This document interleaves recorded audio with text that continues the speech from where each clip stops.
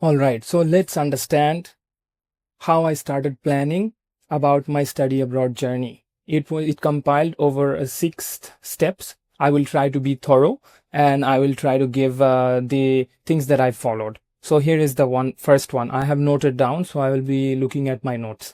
Understand your goal. Why do you want to study abroad? That is very important role. Maybe you are in a stage where you are looking for option to study abroad. It comes with a lot of thinking, because will you get better exposure to the outsider world? Will you get to learn new skills?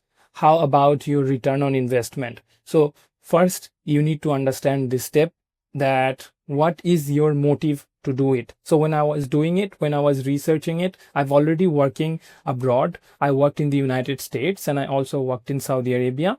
And after working for 7 long years, I wanted to learn something. I wanted to learn some new skills. So I decided to learning about business. So that's how I chose my university about studying abroad. Number two is gonna be research about your countries. So when you research about countries, nowadays a lot of people want to go to Western countries. But for me, I decided, because I already knew the system in the United States and what is the current situation over there. You can check my previous video. So I think this is a not viable option, and also it's very costly. Look, I belong from very middle class family, and that's why I had to compare a lot of things like tuition fees, the living expenses, language, job opportunity after that. So when I was researching this, I find out that there is a lot of good options available to you when you do the research, that English language doesn't necessarily also need to be your study language or the country language. Pardon me. So my program, what I choose is it's taught in English, but the country itself don't have English as a first language. So there is a lot of things. Go back to, again, when you research in your country, you need to see about the living expenses. You need to see how is their school rank and all that thing. Number three would be researching university. Like I was talking, it's a very important part when you do the research of your university. So it comes like public versus private universities. Every country will have a public and a private university. When you choose, most of the time, the public university in foreign country will have a very good program, but you need to look for that. Does your interest matches with the public universities programs and etc. So if it doesn't, then you can then only opt for private universities. Then here is also catch. You need to know the program ranking, how it ranks your program on that universities, and you need to do your due diligence, which means you need to do your research about your course content, about your faculty, and you need to check the student reviews online. These things will give you an idea about the college. And then coming back to step 4, checking requirements. Checking requirements is that this is sole purposely for you. Checking requirement will be your academic transcript, your academic degree certificate, your fresh passport, your IELTS examination, and your statement of purpose, and also letters of recommendation. Why I say this? If you really want to study abroad, you need to think at least 1 year before. You need to plan 1 year before to research universities, to know your goals, and then to prepare your documents. That's how you will be able to make this process smoothly. So there is a couple of things I want to mention. Make sure your passport is always up to date and at least had 1.5 year to 1 year validity.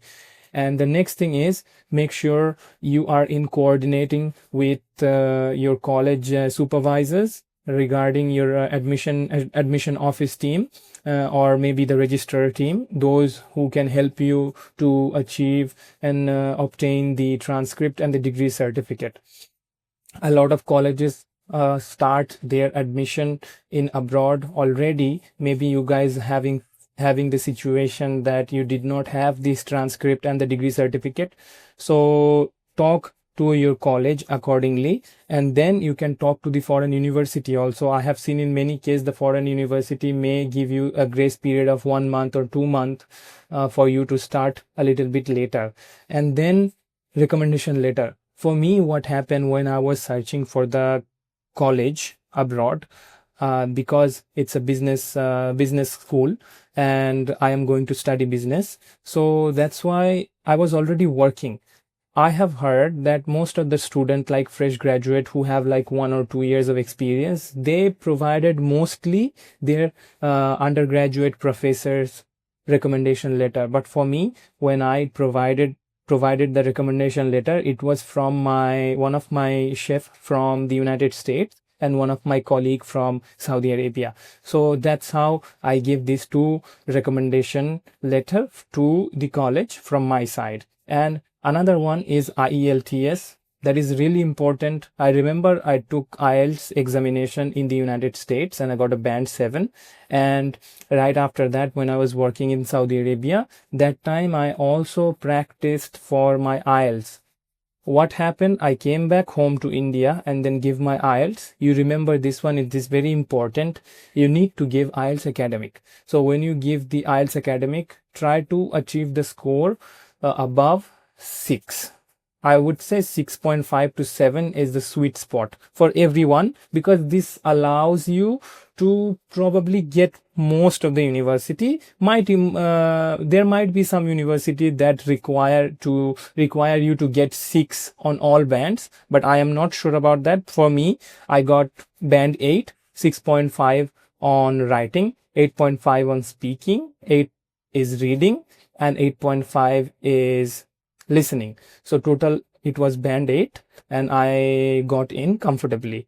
So that goes the checking requirement parts. Now it coming with learn about scholarship. So when you go to study abroad, imagine for me, what if I cannot pay, right? Maybe a lot of people can pay, maybe a lot of people cannot pay. So for you, if that's the case, even though you can pay, you have the means to pay, your family is well enough, doing well and good.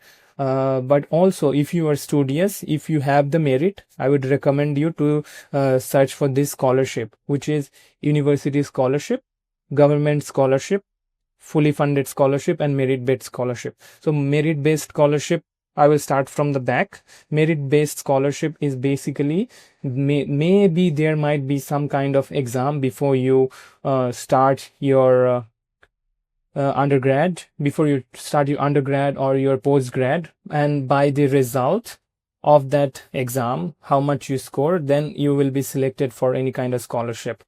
Another is fully funded scholarship, is also mostly provided by the government. I think fully funded and the government scholarship are given by it's like the same body, fully funded. Maybe sometime also university gives you the fully funded scholarship, but you need to check for it. And these kind of scholarship, I will tell again: university scholarship, government scholarship, fully funded scholarship, and merit-based scholarship. This is for everyone. I would love for you that if you guys try this one. So if you try this and get the scholarship, then it is just phenomenal. Then without further ado, let's go to the next one, is building strong application. So good academic records, strong SOPs, clear goals, relevant experience. So this is, I need to explain it in a nice way, is that you have to have a good academic record. So imagine at least, I will tell you, suppose if the 100% is the marks criteria, I would say you should have at least 75 to 85 in between that. Why I'm saying 75 to 85? Why not 85 is very good? Why 75? Like for me, I feel like 75 is a sweet spot if you have above 75, because I was a little above 75. I'm not that big of a deal, but you have to have relevant experience. Suppose for me, I was going to study in business and I was already doing work. I was a professional in my field, and then I want to do business. I want to learn business, study business. So there is a correlation. There is a direct link that you can find to my professional career, to my desire to study in a field. So you need to remember that one. And you need to have clear goals. Like suppose I will give you my example. I'm a chef, but if I want to study psychology, I don't think that makes sense for me. What makes sense for me? I'm a chef, and if I am studying for tourism management, business management, and hospitality management, tourist planning, tourist development, all this kind of course. So always think about, when you are planning for your next study, you need to think about all these topics. Then I realized that all these things, like studying abroad, was not just to go and apply for the university. This is not it. It was about like creating a complete plan. And the more I research, when I was checking everything out, the more the decision got serious. And every step of the way, I learned what to do. I made mistakes, but I learned. So here is the thing. So that's for today. I will cover another video. In the next video, I will talk about mistakes to avoid that we can make when we are planning to study abroad.